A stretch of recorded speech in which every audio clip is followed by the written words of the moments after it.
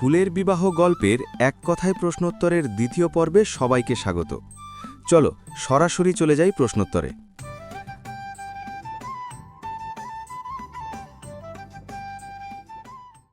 আকাশে কি হচ্ছিল? তারাবাজি।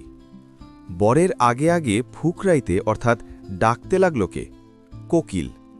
স্থলপদ্ম কেন বরযাত্রী আসতে পারলেন না? কারণ দিবাবসান তার জন্য অস্বস্থকর। জবা গোষ্ঠীর মধ্যে কারা কারা এসেছিল? শ্বেত জবা, রক্ত জবা, জরদ জবা। করবীদের দল কিভাবে এলো? সেকালের রাজাদের মতো উচ্চ ডালে চড়ে। নিতবর কে হয়েছিল? সেউতি। চাপা কি পরে এসেছিল? গরদের জোড়। চাপা থেকে কিসের গন্ধ আসছিল? ব্র্যান্ডি অর্থাৎ তীব্র মদের গন্ধ, রূপক অর্থে তীব্র সুগন্ধ। দেশমতাতে কে এলো? গন্ধরাজেরা। অশোকের গায়ের রং কেমন ছিল? নেশায় লাল। অশোকের সাথে মোসাহেব হয়ে কারা এসেছিল? এক পাল পিঁপড়া। পিঁপড়াদের কিসের জ্বালা বড়? দাঁতের জ্বালা। বিয়েতে বিবাদ বাধায় কারা? পিঁপড়ারা, অন্যভাবে বললে মোসাহেবরা।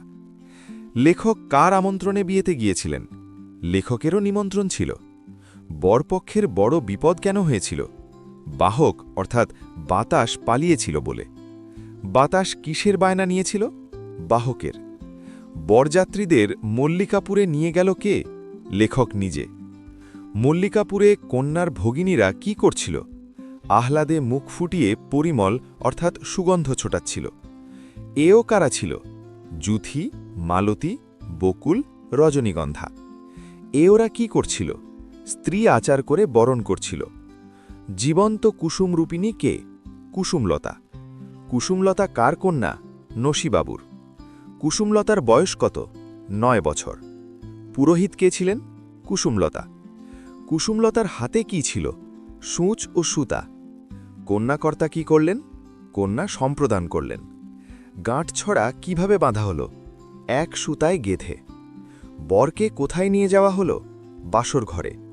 বাসর ঘরে প্রাচীনা ঠাকুরানী কে ছিলেন? টগর।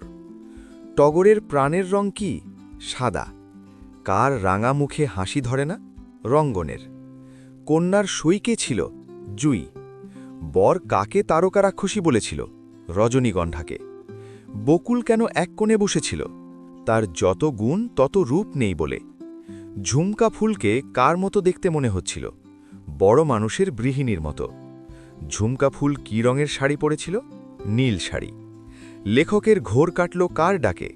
কুসুমলতার ডাকে। কুসুমলতা লেখককে কি বলে ডাকছিল? কমল কাকা। কুসুমলতা লেখককে কেন ডাকছিল? রাত হয়েছে বলে বাড়ি যাওয়ার জন্য। লেখকের স্বপ্ন শেষে কি মনে হল? সংসার অনিত্য। লেখক কোথায় সব হারিয়ে যাবে বলে মনে করেন?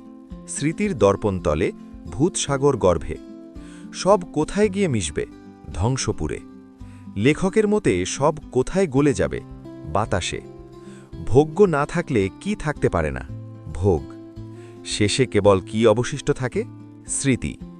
লেখক কুসুমলতাকে কি বললেন? তিনি বিয়ে দিচ্ছিলেন। কুসুমলতা কিসের বিয়ে দিয়েছিল? ফুলের বিয়ে। কুসুমলতা মালায় কারা বরকন্যা রূপে ছিল? গোলাপ ও মল্লিকা। ফুলের বিবাহ কেমন রচনা?